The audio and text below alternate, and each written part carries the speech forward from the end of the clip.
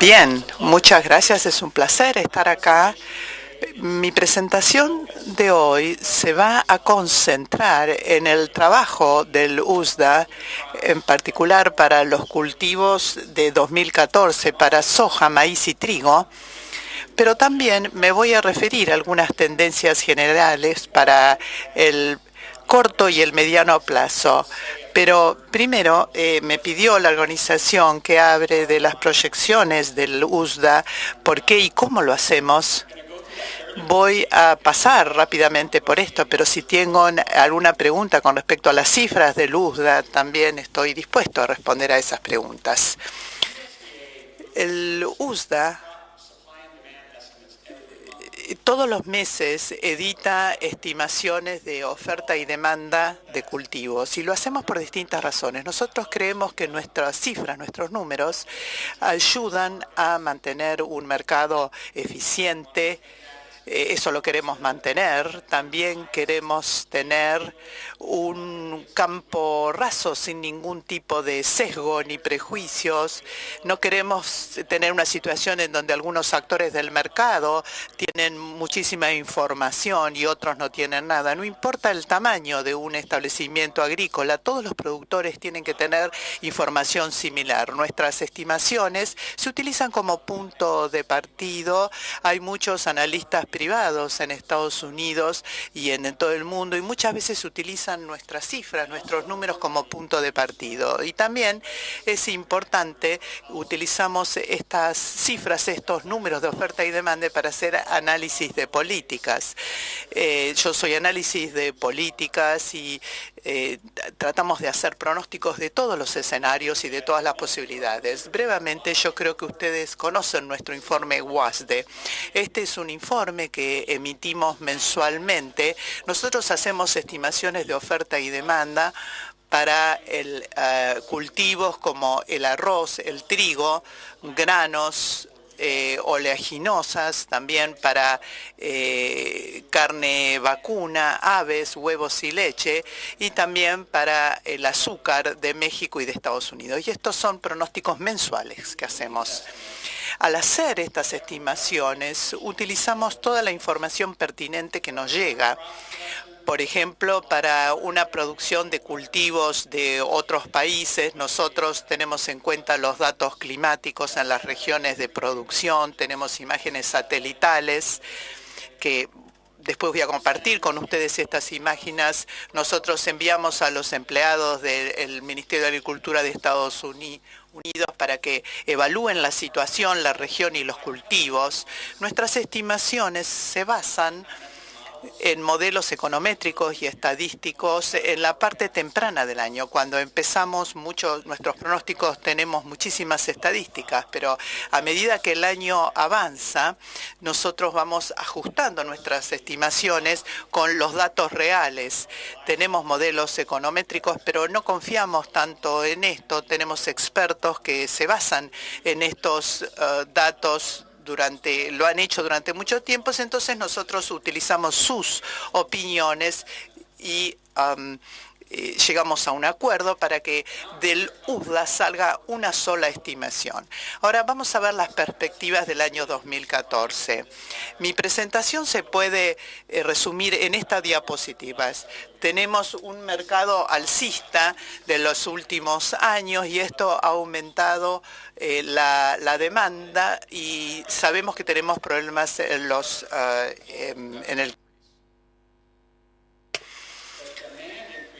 La demanda aumenta, el aumento de la demanda vemos que no es tanto ahora y nosotros esperamos que el clima vuelva a la normalidad. Hemos visto que los precios han bajado para el año 2014 y creemos que en los próximos años va a haber presión sobre los precios. Voy a hablar primero sobre el maíz, después voy a hablar de soja y voy a terminar hablando del trigo. Empecemos por el maíz. Esto es un mapa que nos muestra las regiones de producción maicera. El maíz se produce en distintas partes del mundo. El verde más oscuro hay mucha producción de maíz y el verde más claro es menor la producción de maíz. Como dije, los precios altos del maíz han aumentado la producción en el mundo. Aquí estoy mostrando la producción en Estados Unidos y fuera de Estados Unidos. Los precios altos son una consecuencia de las políticas en Estados Unidos, en particular la política respecto del etanol. Como podemos ver claramente, ha habido un aumento muy agudo a partir del año 2002 y la producción aumenta en todo el mundo, en la mayor parte del mundo. La producción total es el 60% del año 2002. Tenemos aumentos muy importantes en la zona del Mar Negro, Rusia y Ucrania. También aumentó la producción en China, en Brasil aumentó el 78%, en Argentina el 58%. En América del Norte, Estados Unidos y Canadá aumentó el 40 y el 39% respectivamente. Nosotros estamos pronosticando una producción récord en el año 2014, pero en realidad en los últimos años la producción ha sido récord y esto es consecuencia de los precios altos del maíz. Este gráfico muestra qué es lo que ocurre en el mercado de exportación. También muestro Estados Unidos y fuera de Estados Unidos. Las exportaciones en Estados Unidos han bajado y los competidores del extranjero, de otros países, han tomado parte del mercado que dejó Estados Unidos. Aquí vemos que el aumento es del 60% respecto del 2002 y los países que mencioné antes también han aumentado sus exportaciones, pero las exportaciones en Estados Unidos están bastante bajas. Nosotros estamos quemando en realidad nuestro maíz para gas y no se exporta tanto. Esto es la participación de Estados Unidos o la porción que le corresponde a Estados Unidos en las exportaciones mundiales de maíz. En Estados Unidos esto ha bajado, pero empezó a bajar más rápidamente a partir del 2005 y 2007 en Estados Unidos, porque tenemos los mandatos respecto de la política de etanol. Acá vemos cómo por motivo del etanol ha bajado las exportaciones de maíz en Estados Unidos. Lo más bajo fue en el año 2012, donde ha habido una sequía muy importante y a eso se suma la política del etanol. Por eso bajaron tanto las exportaciones. El etanol es muy importante, por lo tanto quiero destinar unos minutos para hablar de nuestro programa de etanol en Estados Unidos. En este gráfico vemos el aumento del uso en etanol. Esto está en bushels, pero no importa, podemos ver que la tendencia es alcista, tenemos números muy altos, pero observen que en los años futuros esto va hasta el 2023. En el año 2005 tuvimos una ley con respecto a la energía que creó un mandato para el etanol. En el año 2007 se promulgó otra ley que aumentó esto y también introdujo este aditivo, el MTBE, que era un aditivo bastante común, pero se fue descontinuando en esa época porque es carcinógeno y además entra en las aguas subterráneas. La ley de energía que implicaba una protección para la industria. En el año 2007, la ley justamente sacó esta protección, entonces hubo que eliminar el MTBE y se introdujo el etanol y aumentó muchísima la demanda. Esto implicó un alza muy importante y el maíz se pudo vender muy bien y aumentaron los precios. ¿Qué pasa en los otros años en donde esto bajó? Ocurrió lo que describimos de esta manera. El mandato decía que el 10% de nuestro combustible tenía que hacerse con etanol. Entonces, la combustión, es decir, había una limitación en la combustión de etanol respecto de la combustión de combustible. Como ustedes observaron, tenemos un pequeño aumento, nada muy distinto de lo que se vio en el pasado. Por ejemplo, tenemos un producto que llamamos E85, es un combustible que el 85% es etanol. Alguna gente lo usa, pero hay algunos problemas con esto porque necesitamos un auto que lo pueda utilizar y no hay muchos autos que lo puedan utilizar, y además tenemos que tener estaciones que lo vendan y no hay muchas estaciones de servicio que lo vendan. Otra área de crecimiento posible es la exportación de etanol. Con estos precios bajos del maíz, el etanol es bastante competitivo y podemos exportar más. Es difícil decir si vamos a poder realmente establecer un mercado exportador de etanol, pero bueno, es algo que vamos a evaluar. La tendencia que quiero destacar es que hay un marcado incremento en la demanda de etanol, que primero tuvo una tendencia alcista y luego llegó a un periodo de amesetamiento, y este va a ser un factor importante en cuanto a ejercer presión sobre los precios en un futuro. Otro factor en el maíz y en otros granos que también ha llevado a estos mercados alcistas ha sido los problemas climáticos. En este gráfico, la línea roja muestra el modelo de rendimiento ajustado por el clima, que es bastante reciente, se ha utilizado desde hace un par de años solamente. Toma en cuenta los factores climáticos en las proyecciones de rindes, y como pueden ver, tenemos grandes rindes para 2014, pero tuvimos 4 tendencias, digamos, a la baja en los rindes en forma consecutiva, y perdimos, según mi cálculo, 84 millones de toneladas de producción. Ven, digamos que allí hay una tendencia alcista en los precios, pero no solo eso, tuvimos 4 años corridos de tendencia de rindes a la baja, y este fue otro factor que llevó al incremento de los precios, que a su vez presionó en el aumento en la producción. Si tomamos el año 2014, tuvimos un año fantástico en el Midwest de los Estados Unidos y estamos proyectando unas cifras récord. Fue un año fantástico. En el caso del maíz, por supuesto, uno quiere temperaturas frías y mucha humedad, y hemos tenido un hermoso verano con temperaturas frías. Fue fantástico, pero no perfecto. El momento clave del año para el maíz de los Estados Unidos, para lo que es la polinización, fue el mes de julio. Tuvimos un julio muy seco. La precipitación fue 30% por debajo de lo normal. Entonces, la pregunta es, ¿qué habría pasado si hubiéramos tenido precipitaciones normales? La baja precipitación tuvo un impacto menor o atenuado, porque por un lado tuvimos mucha humedad del subsuelo y eso ayudó, y en segundo lugar, y quizás lo más importante, esas temperaturas frías generaron evaporación y evapotranspiración, lo cual es bastante importante, pero tuvimos de todas maneras una campaña muy positiva en el medio occidente. Aquí vemos uno de los productos de datos que utilizamos. Se trata de un índice de salud de la vegetación, es un producto satelital que nos permite ver la fitosanidad, y vemos allí las principales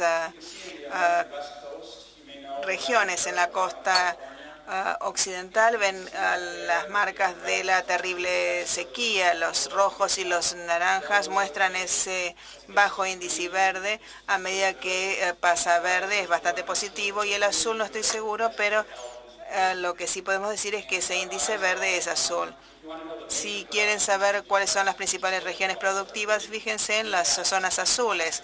Allí tuvimos unas campañas fantásticas y eso se muestra en este índice verde. En la parte norte central, donde se cultivan la mayor parte de los granos, allí hay mucho trigo y la lluvia cae quizás en el momento equivocado y puede afectar, digamos, los cultivos, pero en lo que tiene que ver con, digamos, el trigo, tuvimos un año también muy positivo. Podría haber traído muchas de estas imágenes, pero no quería que fuera una presentación centrada en esto solamente, en estos índices verdes. Aquí vemos qué es lo que está sucediendo en Rusia. Rusia es importante para el trigo de invierno y para el maíz. Si nos fijamos en las masas de agua principales, a la izquierda es el Mar Negro y la península es la península de Crimea, y la parte del mapa azul es el índice verde para una zona en Rusia, y podemos ver que en el mes de junio tuvimos un muy buen índice verde y cultivos de invierno, pero después, cuando llega el momento del maíz, el clima es cálido y seco, y entonces el índice verde en esa misma región ya no es tan positivo. Ahí ya vemos el índice verde para el 6 de agosto, ya vemos una mayor preponderancia de rojo, de naranja, y fíjense qué pasa el 27 de agosto, se ha secado todo. Esta es una región productiva muy importante y me pareció que era una transparencia importante porque allí hay, digamos, importantes productores y la producción de maíz se vio afectada por las condiciones climáticas cálidas y secas. Ahora mi presentación se va a centrar, digamos, en la Argentina. Ya he hablado, digamos, de Estados Unidos y del mundo, pero quiero compartir datos sobre la Argentina y también saber cuáles son sus opiniones. Para la Argentina estamos proyectando para, digamos, el año 2014, 23 millones de toneladas para lo que son los pequeños cultivos. Volviendo al mundo, digamos, al resto de la información mundial, el uso de maíz en el mundo sigue subiendo durante 2014. Yo les mencionaba antes cómo creció la demanda de maíz y vemos ese marcado incremento. El uso total aumentó en un 50% desde 2002, lo que es, digamos, en primer lugar, para lo que es, digamos, semillas para alimentos y uso industrial, y lo que es para piensos y uso residual, vemos también allí cómo ha crecido en rojo. La pregunta es qué está pasando con los stocks. Vemos que el crecimiento en el abastecimiento crece a mayor ritmo que la demanda. Proyectamos que los stocks de maíz aumenten por cuarto año consecutivo y que lleguen a sus niveles más altos desde 1999. Mis datos están tomados de Chicago, pero hemos visto también que los precios de los futuros de maíz han bajado un 20% desde el mes de mayo, un 30%, perdón. Hablemos ahora de la soja. La producción de soja no está tan concentrada o tan distribuida como la del maíz, está más concentrada. Todos sabemos cuáles son los principales participantes en este mercado: Estados Unidos, Brasil y Argentina, que se ven en este mapa. Una vez más, veamos el marcado incremento en producción que se ha producido. La producción mundial de soja ha subido un 55% desde el año 2002. Yo separé Estados Unidos del resto de los otros países para mostrarles qué es lo que estaba pasando en los Estados Unidos y fuera de los Estados Unidos. Argentina, Brasil, todos, digamos, han subido muchísimo su producción y por ende también los precios. Para el año 2014 prevemos un, digamos, cultivo récord y también una producción récord en los tres países principales: Argentina, Brasil y los Estados Unidos. Hemos tenido producciones récord de soja y esta ha sido la proyección para 7 de los últimos 10 años. Este gráfico muestra la participación del comercio mundial de soja retrotrayéndonos al año 1990. Pueden ver que en ese momento Estados Unidos tenía un 67% del comercio mundial. Luego ingresó a Sudamérica, asumió gran parte de la producción y empezó a dominar el mercado como región exportadora. Ahora bien, ¿cuál fue el factor alcista con la soja? Creo que todos lo sabemos, fue la demanda por parte de China. Estas son las importaciones de soja de China, tanto los datos históricos como la proyección para 2014. Ha habido una marcada, digamos, un marcado aumento en la demanda de parte de China y la pregunta es ¿qué va a pasar en el futuro? La demanda por parte de China ha sido muy sólida y las proyecciones actuales no marcan, digamos, un aumento significativo en la producción. En algún momento va a llegar a una situación de meseta, no sabemos cuándo. Es algo que estamos evaluando, pero el aumento se ha debido al crecimiento económico. La economía china ahora está empezando a desacelerarse, sí, la clase media sigue creciendo, así que es difícil saber exactamente qué va a suceder. Otra parte del incremento se debió a que empezaron a utilizar raciones en su ganado que, digamos, utilizó mucha soja, pero la mayor parte de sus, digamos, producciones ganaderas utilizan, digamos, este alimento animal. Y en algún punto no va a crecer a este ritmo para siempre, va a empezar a parecerse a los números de producción de etanol para los Estados Unidos. Aquí ven un gráfico similar que muestra la participación del comercio de soja para China. En el año 2002 era un poquitito más de un tercio del comercio que iba a China. En ese momento era una cifra muy importante. Ahora, ¿qué tenemos? Estamos proyectando para 2014 un 64% del comercio de soja que se va a destinar a la China. Allí va a estar concentrada, digamos, la mayoría de las importaciones. Vamos a hablar brevemente ahora acerca de los rindes de soja en Estados Unidos. Este es un modelo de rinde ajustado por el clima, similar al que teníamos para el maíz. Los problemas han sido similares. Fijémonos qué pasó en 2014. Proyectamos un cultivo récord para este año y en este sentido la soja tuvo una temporada mucho mejor que el maíz porque, como dije, tuvimos un julio seco en el cordón de cultivo de maíz, pero el mes clave para soja es agosto y tuvimos, digamos, la precipitación esperada y anecdóticamente gente que ha trabajado en esto durante mucho tiempo se ha sorprendido con los rindes que van a obtener.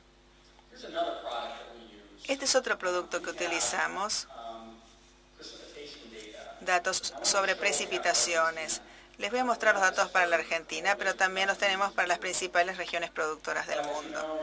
Como saben, bueno, en la Argentina ha estado lloviendo mucho, las regiones productoras han tenido muchísima humedad. Este producto de datos muestra las precipitaciones promedio en el sur de la provincia de Buenos Aires, destacado en el mapa, y mostré en verde lo que pasó el año pasado y fíjense lo que muestra en rojo. Hay demasiada humedad en las principales regiones productoras, quizás no tanta lluvia como en el sur de Buenos Aires, pero sí por encima de la precipitación media. Las proyecciones para la Argentina y los cultivos de soja son un aumento en el suministro y una producción récord. El pronóstico de producción es de 55 millones de toneladas para la Argentina para el año 2014. Una pregunta quizás más importante aún, un tema importante en el mercado, tiene que ver con la finalización de los stocks de sojas en la Argentina. Este es un año, digamos, de marketing diferente. Debería tomarlo desde el 1 de abril, pero lo hemos tomado desde el 1 de marzo. Para la Argentina, si tomamos el año actual y los dos anteriores, tuvimos stock de soja récord. Los productores argentinos están reteniendo sus stocks por diversas razones. Sus tenencias han tenido un efecto alcista en el mercado muy importante por el hecho de retener este tipo de stocks. Esto ha llevado a los precios altos, pero también puedo decirles que es un factor que va a bajar los precios. En algún punto estos stocks van a ir al mercado. Es como el programa de reserva de los productores en Estados Unidos. En Estados Unidos, digamos, los productores retenían los stocks para subir los precios durante un tiempo, pero luego cuando se liberaban esos stocks, los precios bajaban y era un problema realmente serio. Algo similar pasa aquí. Estos stocks están impulsando hacia arriba el precio, pero cuando se los libere van a generar un efecto a la baja. Dije también que el uso de la soja también está subiendo, especialmente a raíz de la demanda por parte de China. Pero la gran pregunta es qué está pasando con los stocks finales. Tenemos, digamos, un abastecimiento que supera el uso mundial y en 2014 la USDA proyecta que los stocks lleguen a un récord. Va a ser el tercer incremento consecutivo y no solo es un récord, sino que está por encima de los récords anteriores, un 20%. Incluso el aumento interanual, el aumento de un año al otro, perdón, es muy grande. Y hemos visto que los precios de los futuros en el mercado de Chicago han caído en un 20% desde el mes de mayo.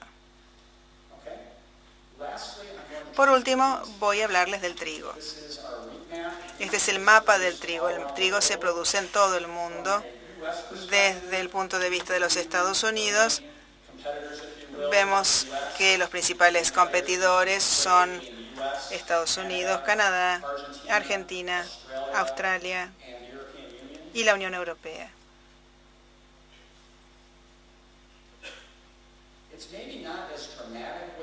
Quizás la situación no es tan dramática con el trigo como sucede con la soja o el maíz, pero el precio también ha aumentado y también ha sucedido lo mismo con la producción mundial. Ha aumentado un 27% desde 2002.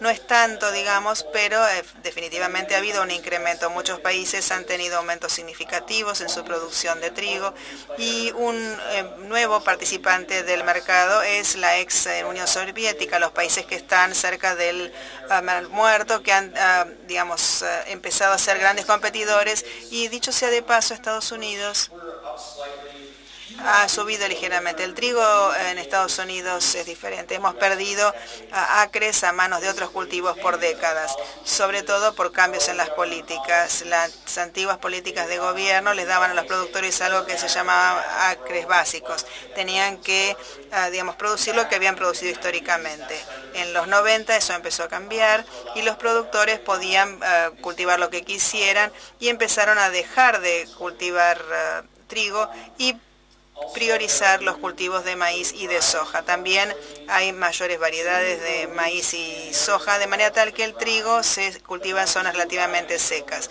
Sin embargo, con las nuevas variedades que son más tolerantes a la sequía, estamos volviendo a, digamos, a utilizar esa superficie para cultivar maíz y soja. La producción de trigo, en consecuencia, ha sido empujada a la zona, digamos, occidental, donde el clima es más cálido.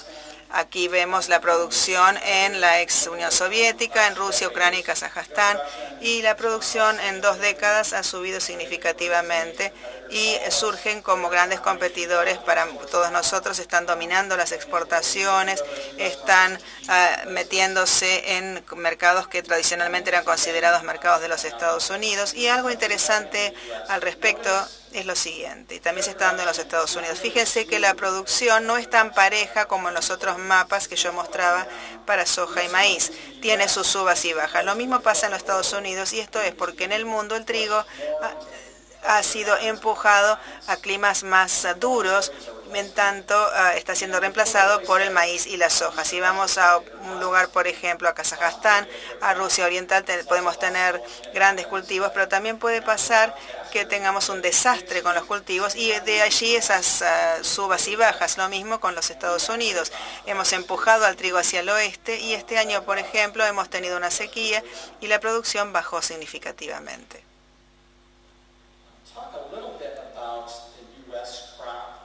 Hablando ahora de los cultivos en Estados Unidos, tenemos un clima fantástico para el maíz y la soja, pero no para el trigo. Este es un producto que nosotros utilizamos que se llama el Drought Monitor, o sea, el monitor de sequía. Allí ven los colores, amarillo, naranja, rojo y blanco, que marcan el grado de sequía. Fíjense las sequías, los rojos oscuros y los naranjas en el medio del país. Eso fue en Maine, en la parte crítica y durante la temporada crítica en los Estados Unidos, durante, digamos, la región de cultivo de trigo de invierno. Los cultivos de trigo sufrieron entonces las sequías, luego los congelamientos, y eso redujo los rindes. Y en el resto del mundo el trigo está funcionando bastante bien. Este es el mismo índice verde, similar al mapa que vimos antes. Este es de la Unión Europea, tienen muy buena cosecha, muy buen cultivo. Podemos ver los verdes y las secciones en azul también. La zona oriental se ve muy bien, han tenido mucha lluvia, pero en la época de la cosecha, lo cual dañó un poco la calidad. Acá vemos el mapa del índice verde de Canadá. Acá vemos las zonas verdes y azules, que son las partes de mayor producción de trigo en Canadá y en Estados Unidos también le ha ido muy bien. En Australia han tenido sequías importantes. También vamos a ver qué es lo que ocurrió en esta parte del mundo. La producción triguera de Argentina estamos pronosticando 12.3 millones de toneladas, de manera que en los últimos 2 años la producción ha aumentado. Acá tenemos los stocks de trigo de Argentina, han bajado un poco en el año 2014.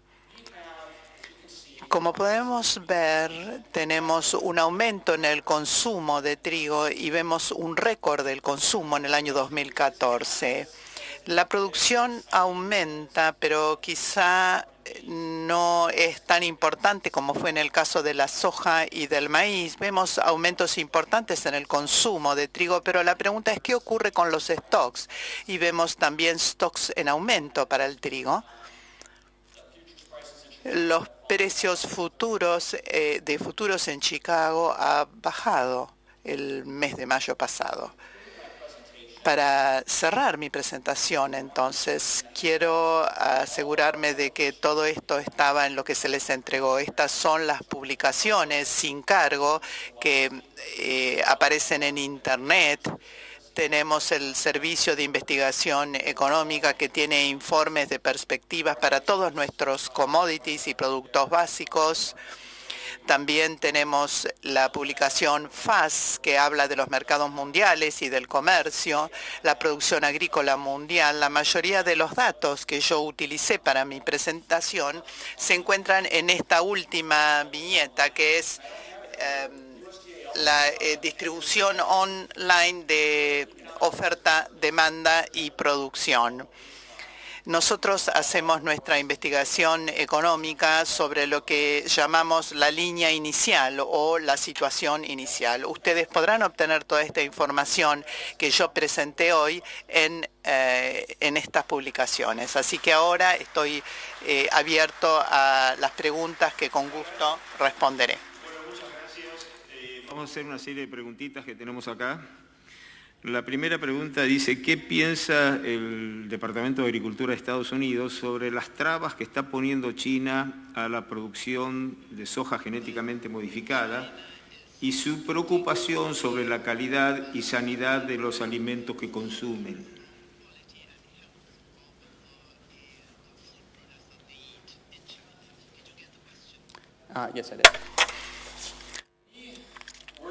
Nosotros estamos preocupados con la situación en China.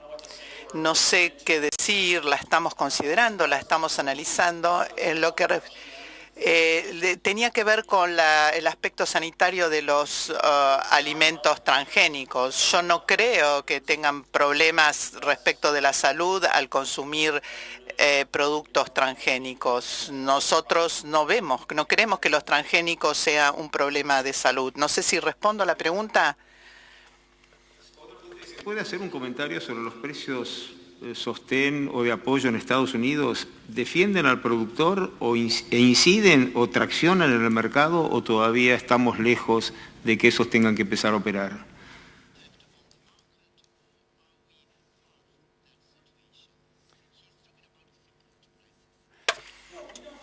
Nosotros no creemos que los precios de apoyo tengan o los precios sostén tengan un impacto en el mercado. Los productores pueden orientarse hacia donde quieren y ellos reciben el pago como un pago directo, independientemente de lo que cultiven. Pero algo importante para señalar, la nueva ley agraria sobre ingresos de la producción, como vimos en los mapas, los rendimientos son altos, así que siguen obteniendo protección, pero justamente porque el rinde alto impacta en los ingresos a pesar de que tengan que pagar más. En el último tiempo el precio del aceite de soja ha caído más que el precio del pellet de soja. ¿Usted espera que esa tendencia continúe?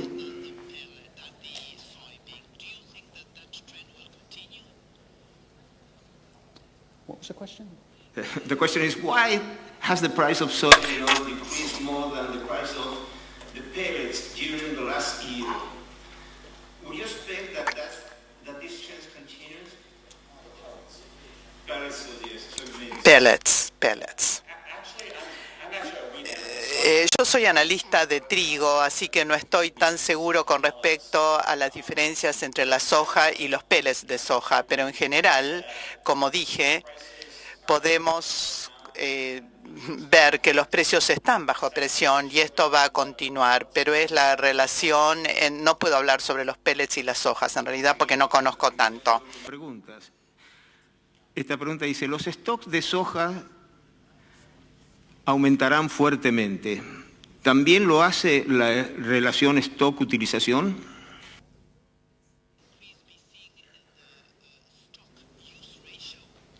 Oh, sure, yes. Sí, sin duda impactará. Esta relación stock-uso va a aumentar porque esto es justamente debido a la presión sobre los precios. Seguimos. Con los actuales precios de las commodities que han caído durante el último tiempo, ¿se puede despertar alguna nueva demanda que quizá no hubiese estado en las estimaciones previas? Como en soja, perdón. Bien, el aumento importante de la demanda de soja ha venido de China.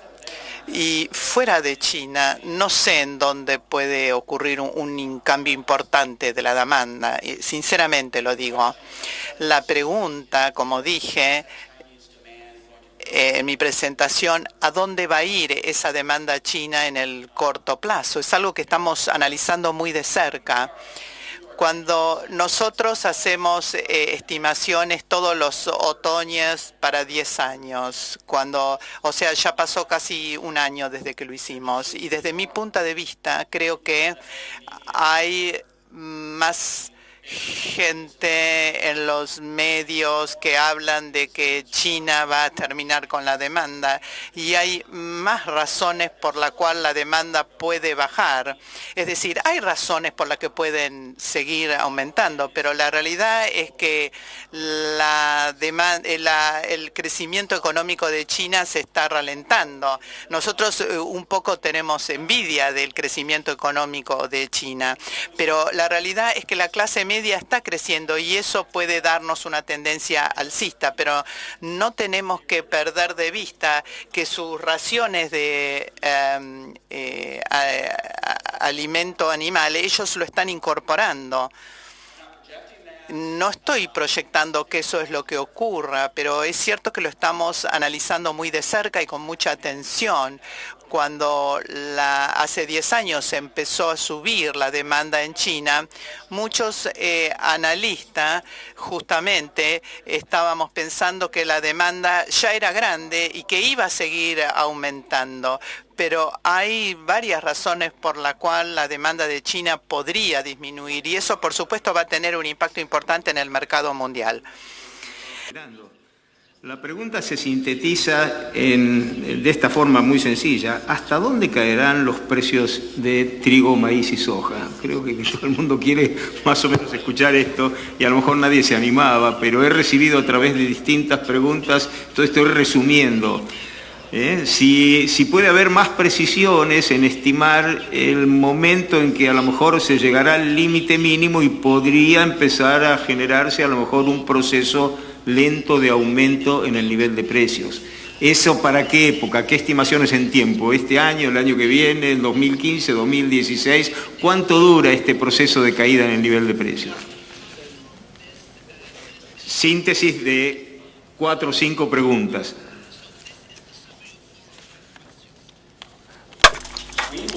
A nosotros nos gustaría saber exactamente hasta dónde van a ir los precios de maíz, soja y trigo. Cuando los precios subían,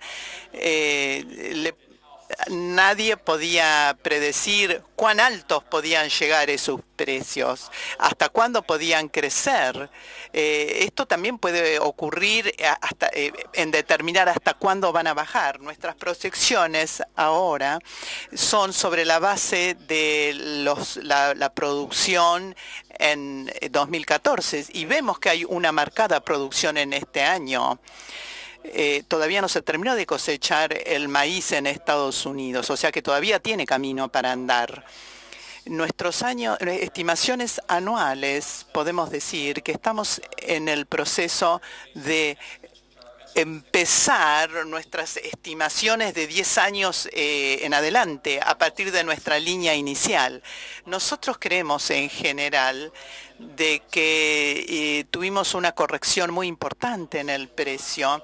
No vemos mucho aumento de la demanda en el mundo para soja y para maíz, y eso va a continuar poniendo presión sobre los precios. No quiero adelantarme porque todavía no hicimos estimaciones, las vamos a terminar a hacerlas en octubre y en noviembre.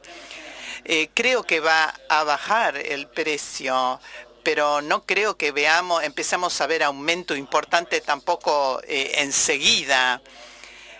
Yo creo que los precios de los commodities todavía se están beneficiando de este aumento en los precios, pero ahora ha pasado que los precios bajan y los precios están presionados y creo que van a seguir bajo esta presión durante unos cuantos años. Así es como lo vemos. A lo mejor hay más demanda, a lo mejor el programa de etanol de Estados Unidos va a hacer aumentar la demanda, no lo sé. A lo mejor la demanda en China aumenta.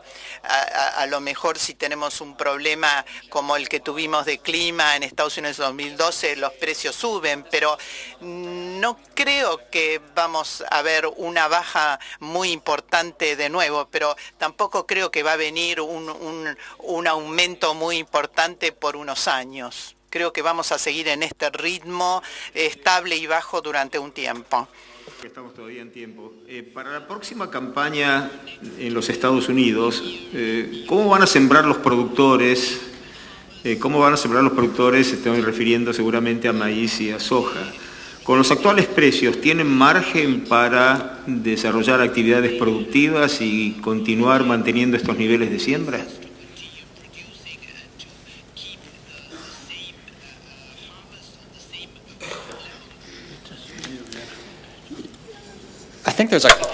Yo creo que hay dos maneras de ver esto. Todavía no terminamos con el cultivo de este año, de esta campaña, pero por la próxima campaña tenemos mucha información sobre trigo, perdón. En Estados Unidos la producción triguera, la mayor zona de producción es el sur y han tenido problemas en sequía. Y ahora con la precipitación que ha aumentado, creo que esto va a facilitar y va a mejorar la producción de trigo porque hay mucha más humedad que en los últimos años. En lo que respecta a soja y maíz, recién ahora los productores están tomando las decisiones de cuándo y cómo van a sembrar. Es un poco pronto para decir y anticiparse. Quizá la situación sea un poco mejor para soja, pero en este momento ambos cultivos están bajo presión. No sé si usted se refiere a la superficie cultivada total. Estamos nuevamente recién haciendo las estimaciones. La producción en Estados Unidos subió y cuando hacíamos nuestras estimaciones y estimábamos la superficie cultivada y la gente decía, bueno, no podemos exceder más de la superficie que tenemos disponible. Con los precios bajos, por supuesto, las áreas marginales están bajo presión. Hay estudios de la universidad, dicen que el porcentaje de establecimientos agrícolas que van a ganar dinero con los precios actuales no son muchos, así que si no se va a ganar dinero no hay mucho interés. Si los precios se mantienen en este nivel o se va a una media, probablemente se va a reducir la superficie cultivada. Es decir, no podemos decir los números exactos. Antes sí, digamos, las mismas estimaciones que podíamos hacer cuando el mercado era alcista. El precio de la soja y el precio del maíz para año futuro.